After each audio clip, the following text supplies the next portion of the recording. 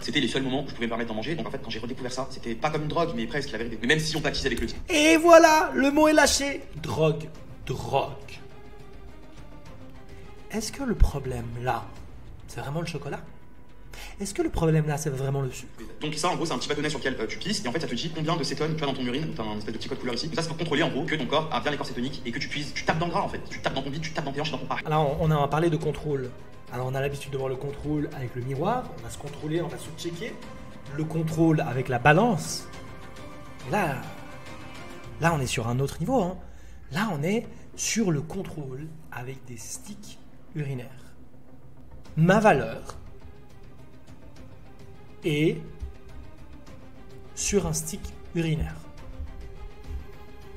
Je ne sais pas si c'est le mode de vie le plus épanouissant, mais j'en suis pas persuadé. Parce que j'avais pas envie de vous inciter à faire un quelconque régime, mais au contraire, je voulais aujourd'hui par cette vidéo vous dire que je pense que les régimes ça reste quand même néfaste. Il vaut mieux genre faire des rééquilibrages, du sport, pour être en bonne santé. Non, non, ne dis pas ça, ne dis pas ça. En fait, quand vous êtes en train de scroller sur Instagram, vous voyez des corps hyper secs, rappelez-vous que vous ne savez pas. Salut Saïdar et je vous souhaite la bienvenue sur la chaîne sur laquelle on parle de pacification alimentaire. La méthode qui vous permet de vous débarrasser de vos compulsions alimentaires en faisant la paix avec votre corps et la nourriture. Aujourd'hui, on se retrouve pour une nouvelle vidéo réaction. Une vidéo qui a eu beaucoup d'audience puisque c'est une vidéo d'un youtubeur que je n'ai pas l'habitude de suivre, que je découvre avec vous, qui s'appelle Johan Paps, j'espère que c'est juste la manière dont je le prononce, et qui a publié une vidéo, le régime qui a détruit mon corps et ma santé, avec 760 000 vues, donc une vidéo qui a vraiment eu beaucoup d'écho, et c'est assez rare sur ce type de contenu, mais c'est aussi assez rare d'entendre un homme parler de troubles du comportement alimentaire. On va donc, dans cette vidéo, chercher à comprendre ce qui s'est passé, ce qui a amené cette personne à développer des troubles du comportement alimentaire et à voir qu'il y a beaucoup de choses intéressantes. Moi, j'ai déjà vu la vidéo, il y a beaucoup de choses intéressantes dans la vidéo. Ça permet vraiment d'illustrer comment est-ce que les troubles du comportement alimentaire fonctionnent, quels sont les mécanismes, et voir comment, malheureusement, même quelqu'un qui a une conscience des troubles du comportement alimentaire, on va le voir à la fin de la vidéo. Moi, toute la vidéo, je me disais yes, t'as compris, c'est bien. Et à la fin de la vidéo, une sorte de déception, ou en tout cas une sorte de oh là là, en fait, on n'y est pas du tout encore, malheureusement. Et donc voilà, peut-être que Johan aura l'occasion de voir cette vidéo, c'est peu probable, mais si c'est le cas, je souhaite que peut-être les réflexions qu'on va partager ici vont peut-être pouvoir l'aider. Bref, suffisamment d'introduction. Ce que je vais faire, c'est qu'on va l'écouter en x1,5, x2 pour que ça soit, parce que c'est quand même une vidéo qui dure 20 minutes, si je réagis par-dessus, ça va être long. Et peut-être que s'il y a des extraits qui sont vraiment longs et qui apportent rien de particulier sur la profondeur ou sur le message, peut-être que je me permettrai de le couper au montage, mais évidemment, je garderai la substance du message. Et comme d'habitude, l'objectif n'est évidemment pas d'attaquer la personne, c'est de réfléchir aux idées qui sont véhiculées et partagées dans la vidéo. C'est parti. Dans le but de faire des blagues et de rigoler, etc.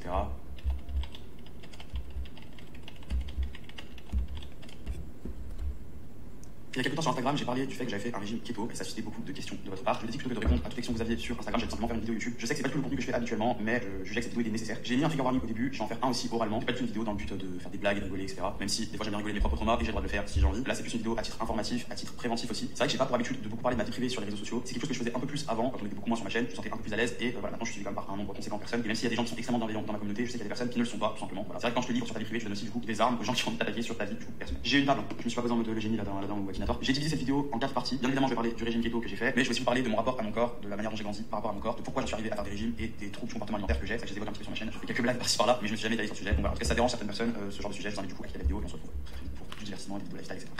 Bon, je vais commencer par vous parler de mon histoire. À un moment donné, je vais commencer par vous parler de mon rapport avec mon corps. Donc moi, voilà, faut savoir que j'ai jamais été un enfant maigrichon, jamais été mince. Quand j'étais petit, j'avais déjà dans mon point. Je pense que c'est génétique, mon corps, ma morphologie font que je stocke énormément de gras et que j'ai toujours été comme ça. Avant la préadolescence, à partir de, je dirais, 9-10 ans. Énoncé d'une première croyance. Mon corps est comme ça, il stocke du gras naturellement. C'est une croyance. mon rôle n'est pas ici de dire si cette croyance est juste ou fausse, puisque je n'ai pas la possibilité de le dire, puisque je ne connais pas cette personne. Mais c'est quand même intéressant de se pencher sur le fait qu'on part sur un postulat de « mon corps est ainsi ».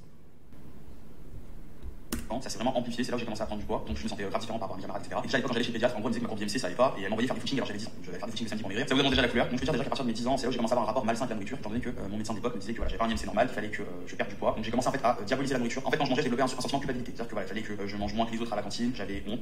C'est très intéressant. Donc on voit finalement que cette croyance qu'il a construite et qu'il semble avoir gardée trouve ses racines dans des interactions qu'il a eues avec des professionnels de la santé, à un âge qui est extrêmement jeune, où en fait un enfant suit sa courbe de croissance. Les courbes de croissance ne sont pas linéaires, et généralement, les études l'ont montré, c'est lorsque l'on intervient à ce moment-là de la vie par rapport à justement le fait d'essayer de limiter le nombre de calories, d'augmenter l'activité sportive, et ça augmente de manière extrêmement importante les probabilités qu'une fois arrivé à l'âge adulte, cette personne ait des troubles du comportement alimentaire ou du surpoids et de l'obésité, ou les deux ensemble, probablement, souvent. Et ça montre bien qu'en fait, la meilleure chose à faire avec des enfants, c'est de leur foutre la paix et de les laisser vivre leur courbe de croissance et de respecter comment est-ce que le corps évolue. Quand je mangeais plus que à table, quand je mangeais, c'était souvent en cachette et ça s'amplifiait bien évidemment à l'adolescence. Donc je me levais la nuit pour manger, pas qu'on me voit manger en fait. Et du coup ça m'a suivi pendant toute l'adolescence. En 2014, mon père m'a emmené chez un médecin qui s'appelle le docteur à Lyon. Je dis son nom, je pense, parce que c'est un bon médecin, mais c'est vrai que voilà, en plus d'être médecin, il s'occupe aussi de nutrition, il fait de la médecine chinoise, etc. Il m'a prescrit un régime en fait tout simplement, parce que mon père avait l'habitude d'aller chez ce médecin pour perdre du poids. Comme je vous dis, j'avais déjà pris. Il semble quand même que mettre la définition d'un bon médecin et le fait qu'il prescrive ce type de régime pour un enfant de 14 ans, ça me paraît un peu contradictoire, mais écoutons. Prédisposition génétique à la prise de poids. Et donc en gros, c'était la première fois que je faisais vraiment un régime. C'est-à-dire c'était un vrai régime avec, vous savez, des menus, faut manger ça, etc. En gros, les repas, c'était genre le matin, un café, une tranche de pain complet, le midi, une tomate, un steak, le soir, une soupe sans pommes de terre et un petit bout de poisson. Et c'était ça genre tous les jours. Et pour la première fois de ma vie, j'ai fait le régime à la lettre. C'est-à-dire quand je vous dis à la lettre, je l'ai respecté à la lettre. Habituellement, ce que je faisais avec Lisa, c'était genre de l'affamage en gros. Je m'affamais, voilà, je faisais des vraies crises de. Enfin, c'était des TCA quoi. J'avais jamais fait un régime comme ça avec un menu qu'il fallait suivre à la lettre. Je l'ai suivi, ça devait être sur 2 semaines à la base. La première semaine, j'ai pas perdu énormément de poids. Et à partir de la deuxième semaine, j'ai commencé à maigrir énormément. Voilà, j'ai commencé à perdre énormément de poids. Et en fait, j'ai continué au-delà des 2 semaines en me disant, c'est miraculeux, j'ai jamais perdu de poids comme ça dans ma vie. Et en fait, j'ai commencé à être addict à cette sensation-là, au fait de perdre du poids, au fait de sentir que mon appétit se réduisait, de sentir que mon estomac se réduisait, j'avais presque plus faim, donc j'ai continué ce régime, à tel point que j'en suis arrivé en fait à un moment où je suis tombé en fait dans l'anorexie, voilà, c'est-à-dire que je ne mangeais presque plus. En fait, je me suis dit tout simplement, maintenant que je fais ce régime et que je perds du poids, dans quelques mois, les gens de mon école venaient me voir en me disant que j'étais en train de perdre beaucoup de poids, est-ce que ça allait dans ma vie, est-ce que j'étais malade, est-ce qu'il y avait quelque chose, est-ce que c'était une dépression, quelque chose, est-ce que c'était ma santé mentale ou quoi. Une prof est venue me voir d'ailleurs pour me poser la question, et en fait, moi j'étais complètement dans le déni, je leur disais que non, en fait tout allait bien, je mangeais normalement, etc. Alors que c'était complètement faux. À un moment donné, mes seuls repas c'était des carottes râpées et du thon, sans sauce, sans rien. Et je mangeais ça tous les jours à l'école, je l'amenais, des carottes râpées et du thon tous les jours. Et à chaque fois, je disais, c'est pas possible, on dirait que c'est genre, des croquettes, genre, tu manges que ça tous les jours, ça te lasse au bout d'un moment. Et moi, j'étais complètement dans le déni, donc je mangeais que ça. Donc j'ai commencé à perdre énormément de poids. Ce que l'on voit là, c'est que la violence qui a été infligée par les adultes autour de cet enfant a été intériorisée. Ces injonctions à la norme, qui en fait n'en est absolument pas, et ces injonctions au contrôle alimentaire, à la restriction, à la catégorisation des aliments, après avoir été posées par un discours et une figure d'autorité extérieure, a été intériorisée et ça a donné lieu à ces mécanismes de « je ne suis pas normal », la manière dont mon corps est n'est pas OK. Qui je suis n'est pas OK. Par conséquent, je dois m'imposer des règles venues d'une source extérieure pour me changer, pour devenir OK et rentrer dans la norme. Et ça, c'est de la violence. Mais c'est une violence qui est discrète, parce qu'elle se fait dans le silence des cabinets des professionnels de la santé, et qu'ensuite, elle se fait dans le silence de nos têtes. Parce que ce contrôle et cette restriction n'est imposé que par soi-même. Et qui au monde est capable d'être plus dur, plus strict, plus jugeant et plus méchant à notre rencontre que nous-mêmes. Et nous en avons ici un parfait exemple, puisqu'il explique que pendant son adolescence, il s'affamait. Il se faisait subir une famine. Il allait à l'encontre de son besoin le plus essentiel, qui est celui de manger. Poursuivons. Je suis tombé en dessous du poids de ma sœur, pour vous dire, en dessous des 55 kilos, il me semble. Et c'est au moment, en fait, après où je suis parti aux États-Unis que ça s'est amplifié. C'est vrai qu'à Los Angeles, il y avait vraiment le culte du corps. C'est là où j'ai commencé, je vais vous dire la vérité, hein, être honnête, à avoir des comportements compensatoires. Donc, je vais pas rentrer dans les détails. De toute façon, il y en a 3. J'ai essayé les 3 et je faisais les 3. Et il y en a un qui était prédominant dans ma vie, c'était de compenser mes repas par le sport à outrance. À tel point que ça arrivait à un moment où, quand je mangeais quelque chose, le soir par exemple, je me levais la nuit, parce que les salles de sport sont 20 sur 24 là-bas, je me levais la nuit pour aller au sport pour éliminer en fait les calories que je venais d'ingérer. J'avais atteint un poids qui était très très petit, ce qui n'était pas ma morphologie de base, j'avais jamais été aussi mince. Et quand je suis rentré aux États-Unis, en fait, le déclic que j'ai eu, c'est que mon père est quelqu'un de très... Donc voilà, là on comprend très bien, en fait c'est les deux faces d'une même pièce. Il est allé tellement loin dans la restriction, dans le contrôle, dans le déficit calorique, que les crises qu'il vit sont tout à fait normales et naturelles. Puisque le corps a été privé, le corps cherche à compenser les privations et le contrôle par le fait d'ingérer beaucoup de calories en un minimum de temps, ce qu'on appelle des crises, mais qui pour moi n'en sont pas. C'est pas le problème. C'est tout à fait naturel que le corps cherche à récupérer les calories dont il a été privé. Le problème, c'est quoi? C'est le fait qu'après une crise, comme il l'appelle, il cherche à le compenser par les 3 modes compensatoires. Notamment là, il nous parle de l'entraînement sportif. Donc non seulement il ne répond pas à ses besoins en termes physiologiques, et en plus il va amener son corps dans un lieu de surentraînement et de privation d'un de nos besoins les plus essentiels, qui est celui de dormir, celui du sommeil. Et ça, c'est pas bon du tout. Il va jamais se mêler de notre vie privée, nous poser des questions, il s'initie pas dans notre vie en fait. En fait, quand je rentre en France, je travaillais dans une boutique de sneakers, c'est des baskets, pas des barres, de toute façon je les mangeais pas. Et en rentrant du travail, en fait, mon père me regardait, et je voyais qu'il me regardait dans ses yeux, en gros, il était choqué en fait de ce que j'étais devenu, du corps que j'avais, enfin, que je traînais mes quelques kilos comme ça, et puis en gros, j'étais tout rachitique quoi. Et mon père est venu me voir, me dire, mais Joël, il faut que tu manges, c'est plus possible, ça peut pas continuer comme ça. Et ça a été un petit peu un déclic, et j'ai petit à petit recommencé à manger un petit peu, même si en gros, voilà, les troubles du comportement alimentaire que j'ai eu ne m'ont jamais vraiment quitté. Donc on était en 2014-2015 à ce moment-là. Toutes les années qui ont suivi, jusqu'à décembre 2020, donc j'étais sur YouTube, vous me connaissiez, etc. J'ai fait le yo-yo, ce qu'on appelle le yo-yo, c'est simplement perdre du poids, en reprendre. Alors mon poids de forme, il faut savoir que quand je suis bien, quand je me sens bien, c'est 79-80 kilos. Voilà, 80 kilos, je fais 1m76, quand je fais 80 kilos, c'est le poids où je me sens le mieux, le plus épanoui, je me sens bien dans mes vêtements, bien dans ma peau, etc. Jusqu'à décembre 2020, j'alternais avec des phases de yo-yo, c'est-à-dire que je perdais beaucoup de poids pendant mes phases d'anorexie parce que je mangeais plus, ou alors un repas par jour, plein de TCA, je faisais n'importe quoi, j'ai fait des trucs où je buvais que de la soupe pendant des semaines, etc. Après, c'est vraiment dans la tête, en fait, c'est dans le cerveau, quoi. Et j'avais des phases vraiment avec des crises d'hyperphagie, donc je me levais la nuit, je mangeais énormément, etc. Toujours avec des comportements compensatoires plus ou moins récurrents selon les périodes. Je sais que c'est un peu tabou, qu'il n'y a pas beaucoup de garçons qui parlent de ça, il y a souvent des vidéos sur internet de filles qui parlent de leur troubles du comportement alimentaire, beaucoup moins chez les garçons. J'ai l'impression qu'ils sont peut-être un peu plus pudiques pour parler de ça parce que ça existe même dans le domaine du sport, croyez pas. Et tout ça mène à janvier 2021, pour la partie de la vidéo que vous attendez du coup. En janvier 2021, je scrollais sur TikTok et je tombe sur le TikTok d'une jeune infirmière américaine qui est suivie par plus de 3 ou 4 millions de personnes et qui parle d'un régime keto. Moi, j'en avais jamais entendu. Encore un professionnel de la santé.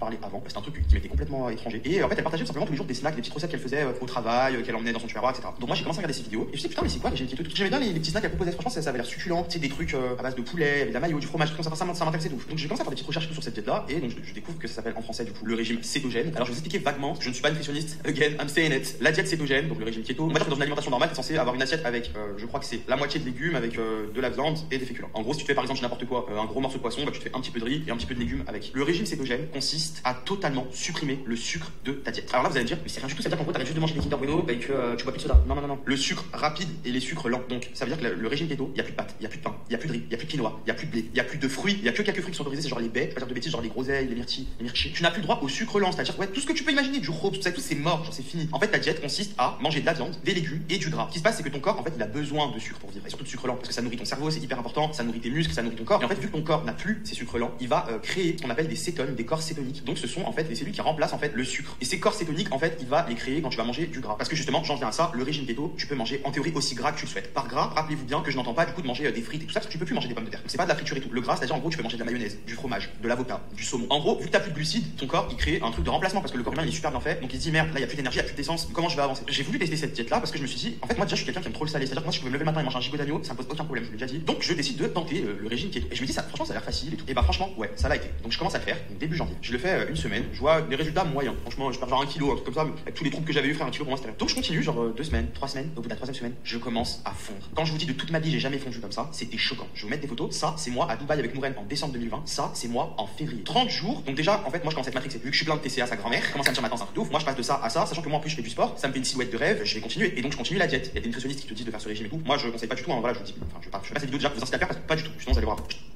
Bah oui, parce que comme ça, sur le papier, ça donne vachement envie de se dire, mais c'est ouf en fait. C'est tellement efficace et rapide. Et c'est ce que la majorité des gens cherchent. Ils veulent quelque chose de rapide et d'efficace. Mais plus c'est rapide, plus c'est efficace sur le court terme, plus des catastrophes vont arriver. Simplement parce qu'en fait, ce qui s'est passé, c'est qu'en passant son métabolisme en état de cétose, eh bien, tous les systèmes d'alerte qui étaient déjà bien enclenchés par les années de yo-yo, de restrictions, probablement que cette personne a éclaté son métabolisme, déréglé ses signaux de faim et de satiété, déréglé son rapport au corps, déréglé son rapport à la nourriture. Donc c'est déjà voilà, un beau bazar pour rester poli. Mais là, le corps se dit, il y a un danger de mort. Il y a un danger de famine, il y a un danger de mort. Nous n'avons plus accès à la ressource de base. Nous n'avons plus accès à la ressource de base. Donc le corps va faire une chose, c'est se mettre en mode survie. Parce que le corps s'en fout de ses photos. Le corps s'en fout d'Instagram. Le corps s'en fout de l'aspect esthétique. Le corps veut une chose, survivre. Je perds énormément de poids, enfin, beaucoup de gras, ce qui est logique en réalité puisque tu ne manges plus de glucides. Donc t'es en déficit calorique, vu que même si tu manges de l'avocat et tout, tu vas pas manger 5 avocats par jour, ça t'écœure, tu vois ce que je veux dire. Tu vas pas manger un pot de mayonnaise en entier. Ça écœure au bout d'un moment. Je fais ça pendant un mois, sachant que je fais du sport en plus, bah, ça amplifie les effets. Il y a certaines personnes qui te disent que keto c'est pas mauvais pour la santé, il y en a plein sur TikTok qui disent ça, etc. Mais qu'il faut le faire en gros 1 ou 2 semaines maximum. Moi, bien évidemment, vu que je ne sais pas me tenir, et ben je l'ai fait pendant bien plus longtemps, j'ai fait keto pendant près de 9 mois. Donc les mois passent, donc je dis je commence en janvier, donc janvier, février, mars, avril. Avril, déjà, je suis comme ça. Donc c'est là où je faisais tout le temps des stories sur Insta, vous voyez tout le temps à la salle de sport, parce que j'ai combiné keto au sport tous les jours. Je faisais 7 séances par semaine, j'avais même pas un jour de repos. Et c'est là qu'on passe à la partie suivante, le revers de la médaille. Malheureusement, quand tu fais un pacte avec le diable, il y a toujours des conséquences. Et bien évidemment, même si j'ai perdu beaucoup de poids, il commençait à se passer des choses avec keto, avec la diète cétogène, qui ont bouleversé ma santé. Donc là, formidable. Il dit pacte avec le diable. Donc il comprend que ce régime, ces règles, cette violence, c'est le diable. J'applaudis. Là-dessus, je suis complètement aligné et merci pour ce témoignage. Voyons ce qu'on va en faire.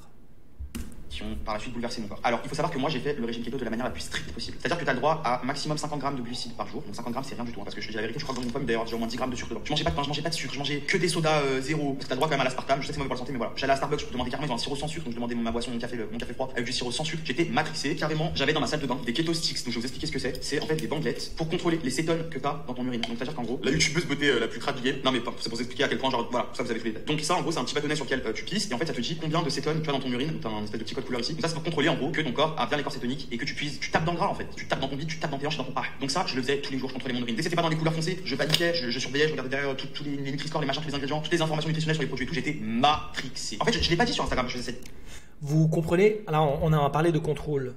Alors, on a l'habitude de voir le contrôle avec le miroir, on va se contrôler, on va se checker. Le contrôle avec la balance. Mais là, on est sur un autre niveau, hein. Là, on est sur le contrôle avec des sticks urinaires. À quel moment on se dit, bah en fait, il y a un problème. Mais il y a un gros problème. Pourquoi est-ce qu'on en arrive là? Ça rime à quoi en fait? Ça rime à quoi? Parce que là, de contrôler son corps avec des sticks urinaires, ça fait passer quoi comme message par rapport à la relation à soi-même et à son corps? Le message c'est quoi? Le message c'est mon corps est un sac de patates. Il faut que le poids soit bon, que la forme soit bonne et que la couleur des patates soit bien et je vais contrôler. Et si ce n'est pas le cas, je perds ma sécurité intérieure, je perds l'estime que j'ai de moi-même, la validation que j'ai de moi-même. En fait, je place ma valeur sur des sticks urinaires. Ma valeur est sur un stick urinaire. Je ne sais pas si c'est le mode de vie le plus épanouissant, mais j'en suis pas persuadé. Jet, mais vous étiez très nombreux à l'avoir compris que moi je parle beaucoup de bouffe sur Insta. Vous voyez bien qu'il y avait plus de riz, que quand je commandais Bloomy, machin, je disais voilà, j'ai enlevé le riz, non, qu'il y avait plus de pain, plus de machin dans mes trucs et tout. Et c'est là en fait où je faisais les stories où je racontais qu'en fait, quand j'allais au sport, je faisais des malaises. Les gars, je viens de vivre la honte de ma vie. Faut savoir que depuis quelques mois, genre, je m'entraîne à jeun le matin, parce que je fais une sorte de jeûne intermittent, enfin je mange plus le matin, je prends mon premier repas vers midi. Je suis sorti de la salle de sport, j'ai commencé à voir des étoiles, je suis tombé dans les pommes. Devant ma salle de sport, je me suis évanoui, je ne m'est jamais arrivé de m'évanouir de toute ma vie en 25 ans. Je commençais à me tenir la tête et tout, et je voyais plus rien, je suis tombé. J'ai commencé à faire des malaises, ça devenait hyper régulier. C'est-à-dire que j'allais au sport, quand je sortais du sport, ça m'arrivait 2-3 fois de tomber dans la rue. Vraiment perdre connaissance, hein. C'est quelqu'un qui est venu qui m'a relevé, etc. Tout simplement parce que j'avais plus d'énergie. J'avais jamais été aussi mince et sec de ma vie entière, parce que c'est pas ma morphologie de base. Et c'est donc là où j'essaie d'aller faire un bilan sanguin. Le médecin chez qui je suis allé me dit que le bilan est catastrophique. Plein.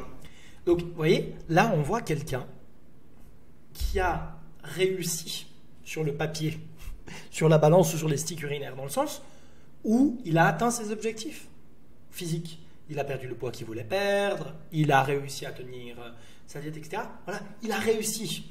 C'est ce que convoite la majorité des personnes qui veulent perdre du poids, n'est-ce pas? C'est d'arriver là. Mais y arriver est un cauchemar.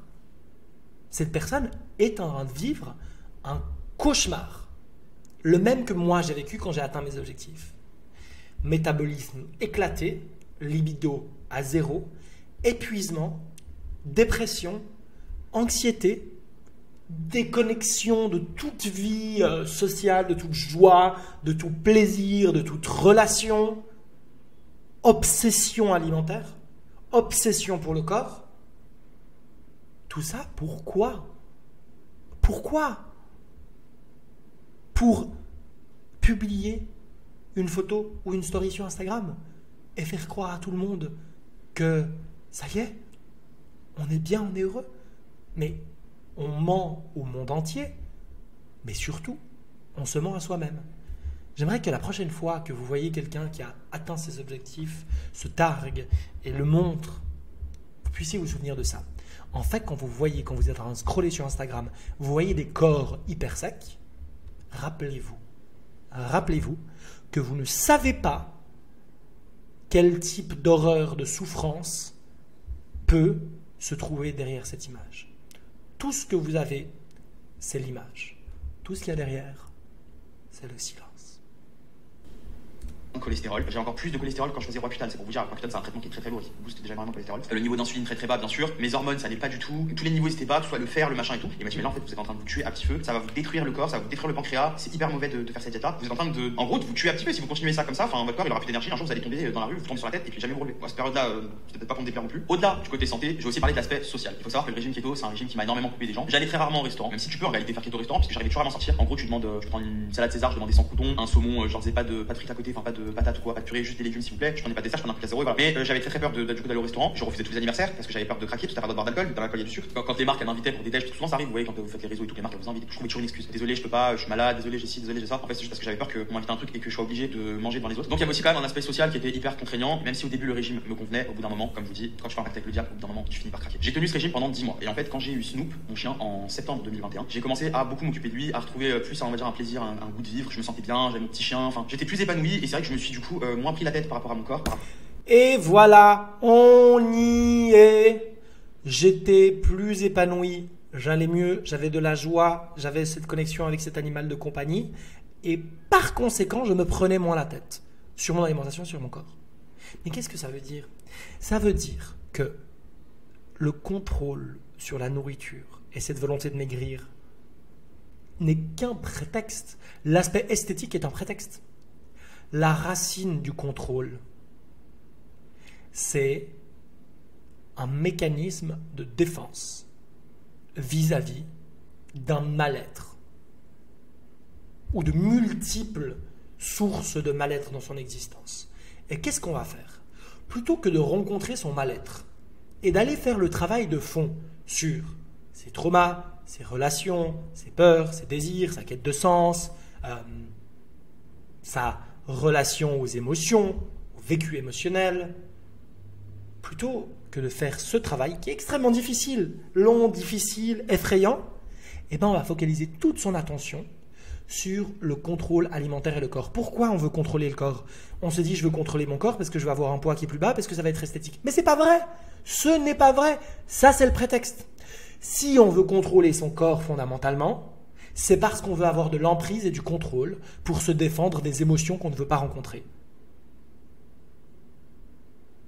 Et lorsque le vécu émotionnel devient plus périn, eh bien ce contrôle a moins besoin d'être présent. Donc la solution c'est quoi? C'est pas de renoncer à l'esthétique ou quoi que ce soit.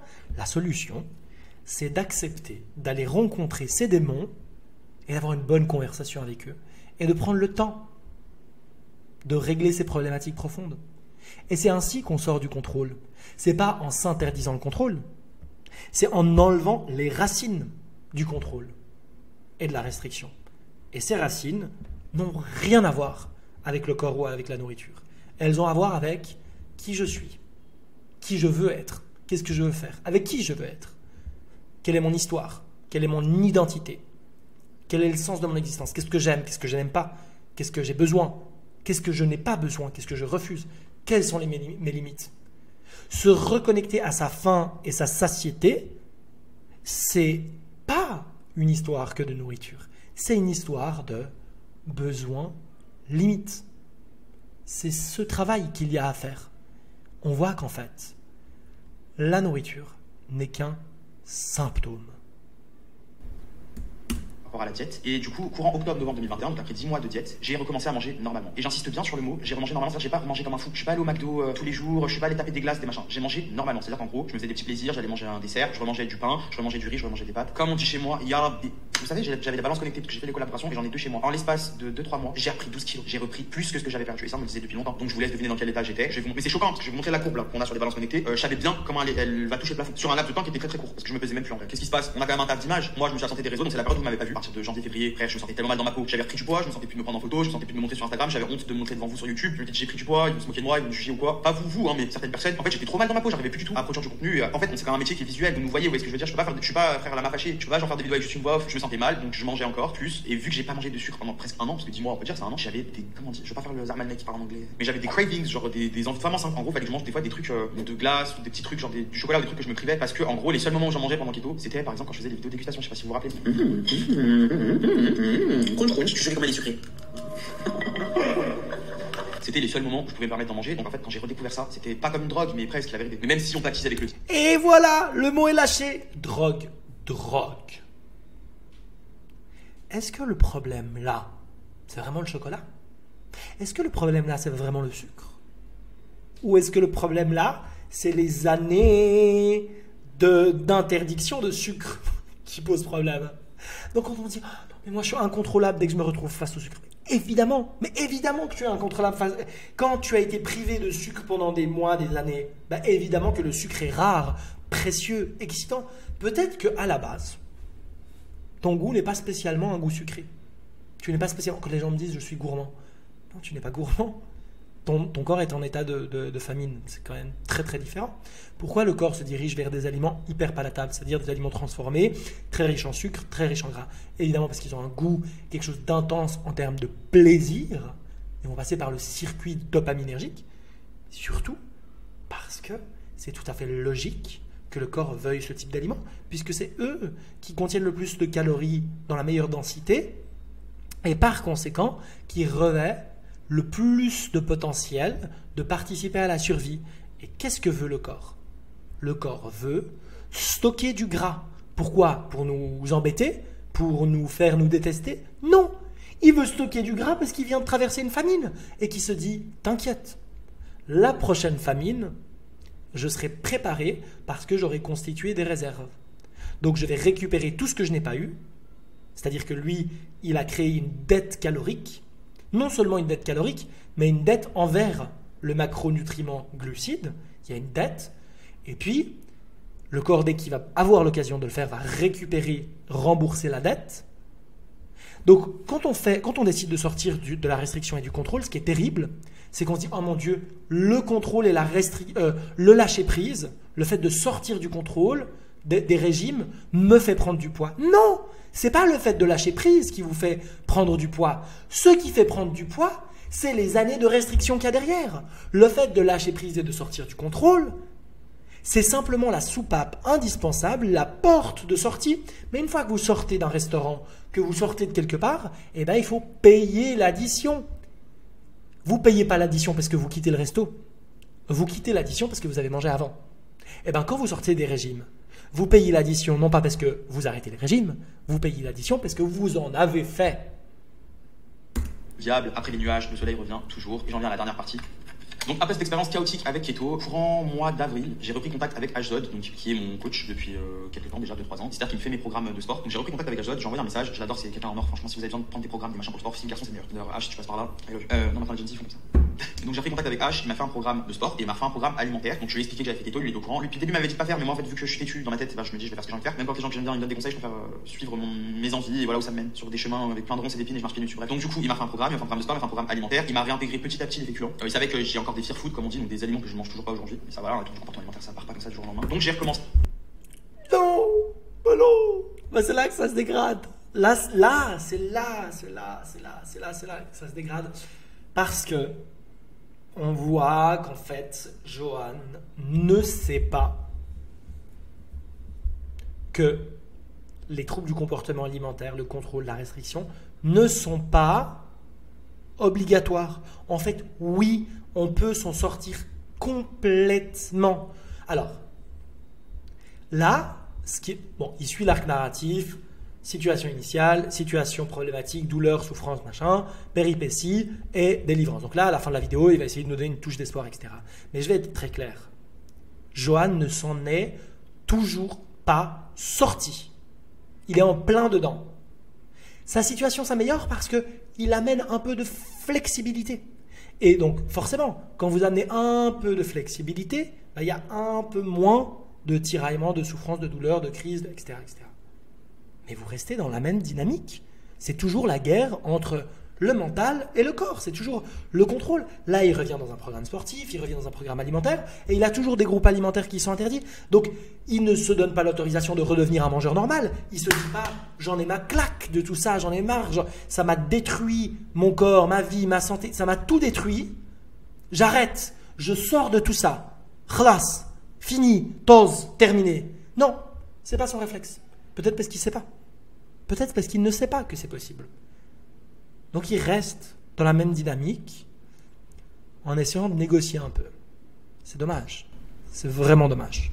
C'est à faire du sport en mettant moins la pression, c'est-à-dire que j'y allais très régulièrement, 4-5 séances par semaine, mais sans mettre plus la pression que ça. Je faisais mes séances, quand je les faisais pas, c'était pas grave, il n'y a pas le faux lac. Et donc j'ai commencé à réintégrer des patates douces, des pommes de terre dans l'alimentation, etc. Et effectivement, petit à petit, j'ai recommencé à perdre le poids que j'avais pris quand j'ai arrêté keto. J'ai recommencé à retrouver une silhouette qui me plaisait. Donc ça a pris quand même bien 3 mois, un peu plus de 12 semaines, 12-13 semaines. Et depuis, je dirais juin, jusqu'à aujourd'hui, j'ai retrouvé déjà une silhouette qui me plaît en mangeant de tout. J'ai réappris à manger du coup des... Ce qui me paraît fou, c'est qu'on est encore à en parler de son aspect esthétique. Mais ça me paraît tellement délirant et marginal par rapport à son bien-être, sa santé, sa joie, ses relations, son travail. C'est ça qui compte. C'est ça qui compte.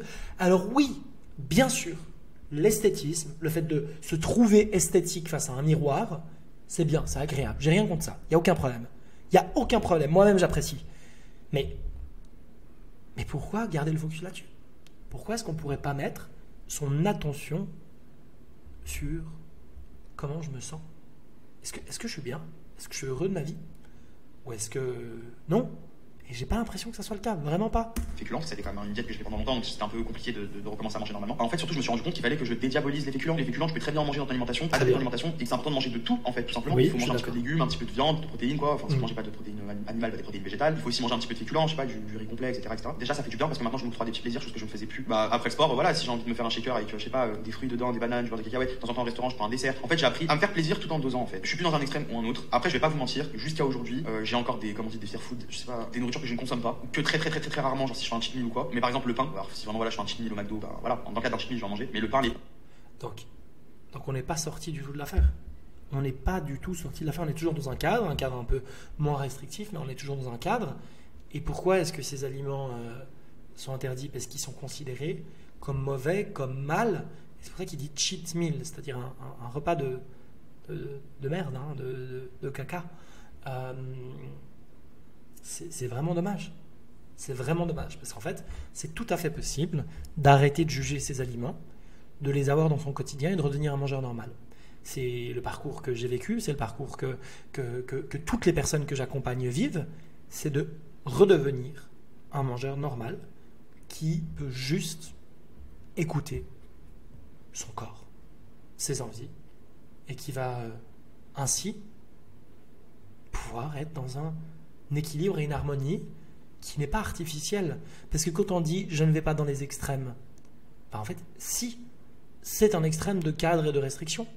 L'harmonie n'est pas quelque chose qui se décrète. On ne peut pas dire à partir de demain, je vais manger de manière harmonieuse et équilibrée. Donc je n'aurai que des assiettes équilibrées en mangeant un petit peu de tout dans les bonnes quantités. Bah non, ça ne fonctionne pas comme ça. Parce que si tu as passé des années à te priver, à te restreindre, donc tu as pris le pendentif, je ne sais pas comment on appelle ça, vous savez ces boules là qui sont accrochées sur deux ficelles et quand donc vous tirez la boule d'un côté,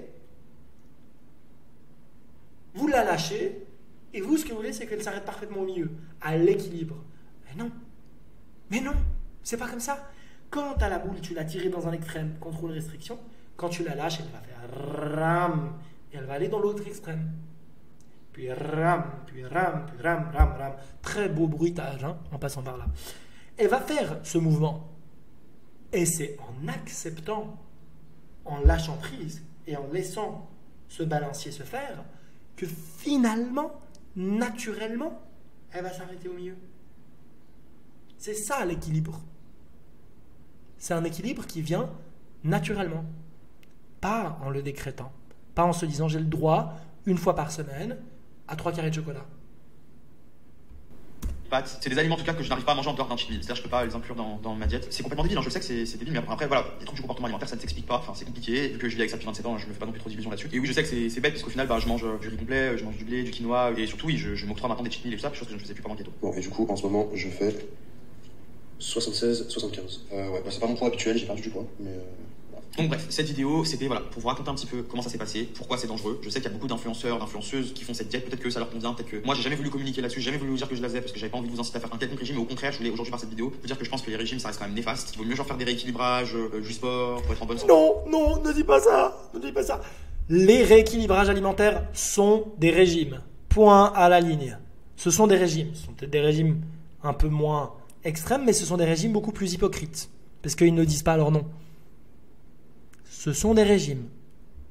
Etc. plutôt que de faire des régimes qui sont extrêmes comme ça et qui mènent forcément à des dérives. Encore plus si vous avez des TCA aussi. Cette vidéo c'est pour vous dire que vous n'êtes pas seul. Vous n'êtes pas seul si vous avez des TCA. Je suis là aussi. Et c'est aussi un petite vidéo avec un petit message d'espoir pour vous dire que voilà, j'ai quand même réussi. Donc je pense que d'autres personnes peuvent réussir à sortir des régimes comme ça extrêmes. Après, je sais que ça fait pas très longtemps. Je peux pas même faire un exemple parce que je peux pas dire en gros c'est bon. Enfin, je fais pas le mec en mode ouais, ça y est maintenant. Regardez-moi, je m'en suis sorti, faites de même, nanana. Mais là ça fait quand même plus de 6-7 mois que je ne fais plus le yo, que je me sens beaucoup mieux. Je fais mon sport sans me mettre la pression, etc. Et je me sens beaucoup mieux. Certes, je suis moins sec, mais je suis très content de ma shape actuelle. C'est une shape que j'ai en mangeant de tout, donc enfin presque de tout, en mangeant surtout des féculents, donc je suis très content de ça. Voilà. En tout cas, j'espère que cette vidéo pourra vous aider pour ceux que ça concerne. La brigade keto, c'est une secte, faut pas croire, histoire qu'il y a là les gens qui vont peut-être me tomber dessus. Écoutez, faites ce que vous voulez, n'allez pas me casser l'air de lait ou voilà, laissez-moi tranquille chill. Et puis surtout, je vous dis à très vite du coup pour des vidéos rigolotes, on se marre, la grosse marre, tout ça quoi. Aujourd'hui, c'est un peu plus sérieux. Merci Johan, je pense que c'est très courageux, que c'est très intelligent de sa part d'avoir fait cette vidéo et ce témoignage. Je regrette sincèrement que la pacification alimentaire, que le fait de connaître la possibilité de sortir complètement de ce mécanisme ne soit pas arrivé à ses yeux, à ses oreilles, ou peut-être que ce n'est pas encore le temps, le moment. Ce que je veux dire, c'est que non, Johan, les troubles du comportement alimentaire ne sont pas une fatalité. Tu es tout à fait en mesure d'en sortir. C'est pas simple, c'est pas facile, c'est pas rapide, ça demande du travail. Mais aujourd'hui, c'est mon métier d'accompagner les personnes qui font cette transition. Donc, à vous qui êtes encore là, hein, regardez cette vidéo, si vous êtes reconnu dans le profil de Johan, si ça vous a parlé, on peut s'en sortir complètement. Vous avez la possibilité de prendre, dans le premier lien qui se trouve en description et en commentaire, un appel de bilan personnalisé, gratuit avec moi. On aura la possibilité de parler de vive voix de votre situation et d'évoquer les possibilités de travailler pour sortir de ça, redevenir un mangeur en paix avec son corps et la nourriture. Johan, si tu regardes cette vidéo, j'aurais vraiment envie qu'on puisse en discuter et qu'on fasse ce travail ensemble. Voilà, on arrive au terme de cette vidéo. Pour tous les autres, j'espère que ça vous a intéressé, que ça vous a plu. On y est arrivé dans un laps de temps qui n'était pas trop long. Ça a été un plaisir de décrypter ça à nouveau. Voilà, vous savez, je parle toujours avec le cœur, avec les émotions et de la manière la plus authentique possible. Mais vraiment, je trouve que cette vidéo est importante et je remercie Johan pour l'avoir fait. Je pense que c'est une très belle contribution. Je vous dis merci. N'hésitez pas à vous abonner pour ne pas louper le prochain épisode. Activez clochette, la petite cloche. Et puis, laissez-moi un like et un commentaire pour me dire ce que vous en avez pensé. À très vite. Au revoir.